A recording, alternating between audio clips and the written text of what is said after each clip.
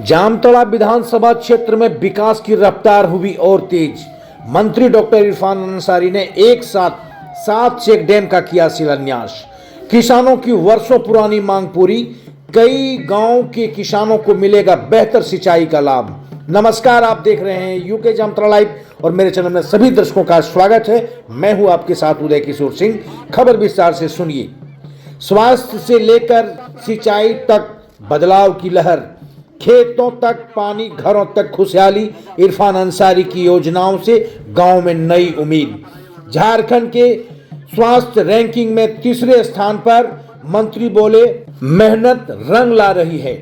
झारखंड के लोकप्रिय health minister सह जामताड़ा विधानसभा क्षेत्र के लोकप्रिय विधायक डॉक्टर इरफान अंसारी ने आज अपने विधानसभा क्षेत्र के नारायणपुर प्रखंड अंतर्गत पंदनी गांव में एक साथ 7 बड़ी योजनाओं का विधिवत शिलान्यास किया।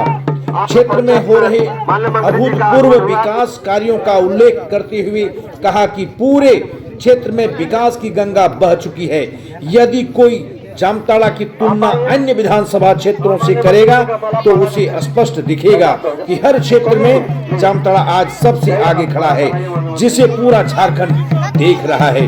मंत्री जी के द्वारा 7 बड़ी योजनाओं का शिलान्यास किया गया है।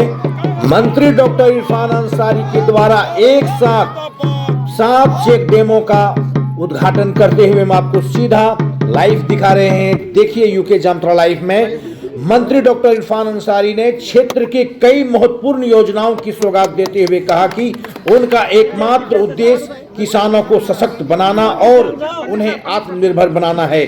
आगे मंत्री जी ने कहा कि इन योजनाओं से किसानों को बड़ा लाभ मिलेगा।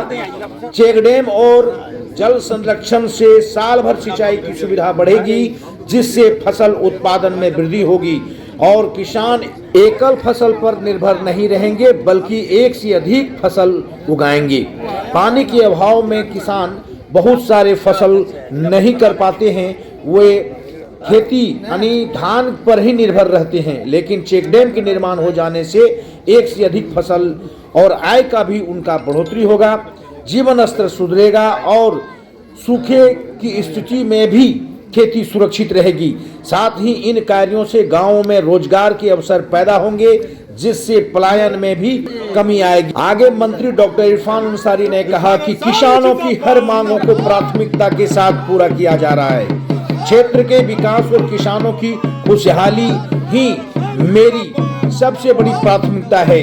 उक्त बातें इरफान अंसारी ने कही और आज इन योजनाओं को धरातल पर उतारते देख उन्हें बहुत खुशी हो रही है। जामताड़ा का विकास झारखंड की पहचान बन रहा है और यह यात्रा लगातार जारी रहेगा। अब आगे जामताड़ा विधायक सह झारखंड सरकार की health minister doctor Irfan Ansari सभा को संबोधित करते हुए उन्होंने क्या कहा, हम आपको सुनाते हैं। झारखंड के सभी विधानसभा की तुलना अगर आप जामताड़ा से करेंगे तो निश्चित तौर पर आपको बहुत बड़ा बदलाव जामताड़ा में देखने को मिलेगा। केवल ये मैं नहीं कह रहा, आपको आंकड़े बताएंगे। भाजपा के लोग तो माहिर हैं, चिगलमबाजी करने में माहिर हैं, झूठ को फैलाने में एक्सपर्ट है। मैं कहूंगा जामताड़ा आके देखिए, विकास की बात करो, आंकड़े की बात करो, योजनाएं की बात करो, सड़क, पुल, पुलिया, स्कूल, कॉलेज की बात करो। एक अल्पसंख्यक आपके हित में काम कर रहा है, इसको पचा नहीं पा रहा। भाजपा को लोगों को लगता है अरे यार इरफान अंसारी हिंदू का काम क्यों कर रहा है, आदिवासी का काम क्यों कर रहा है, दलित का काम क्यों कर रहा है। अरे तुमसे हम 5 सीखेंगे क्या? ऐसा नहीं हो सकता। सुन लो कान खोलकर, मैं जिस कुर्सी पर बैठा हूं वो संवैधानिक पद है और हमने शपथ लिया है बिना भेदभाव, बिना जात पात, बिना हिंदू मुस्लिम किए हम एक समान तौर पर सबका हम विकास करेंगे, कोई भेदभाव नहीं करेंगे। यही पढ़ता है, ये लोग को नहीं पढ़ रहा है। ये लोग अभी हमारा निवास करते